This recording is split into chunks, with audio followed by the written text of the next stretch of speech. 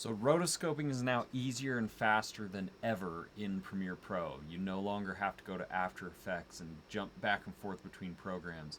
So if you like adding in effects like this into your videos, let me show you how to do this super fast. So check this out. Starting from scratch, I'm going to cut my two clips here and here. I'm going to duplicate the layer up, create our text layer.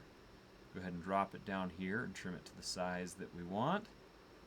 Okay, I'm going to select my top layer here, and all you have to do is you click on opacity, and then in your toolbar down here you click on the object mask tool, which is a new feature as of 2026, I guess.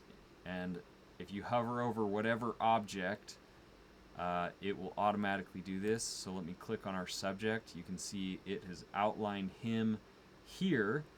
And then back in the upper left panel where I have my opacity, we're going to click this center button with the two arrows pointing either direction. You click that and it's going to track forwards, and then it'll track backwards from wherever your playhead started. So here we're right here.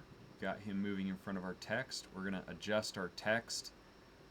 I'm going to put it right there.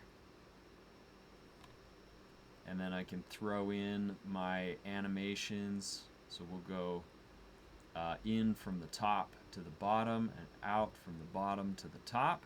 And check this out. And a real advantage before you ever step through those doors. That was less than like 90 seconds. So there you go. Hope this helps.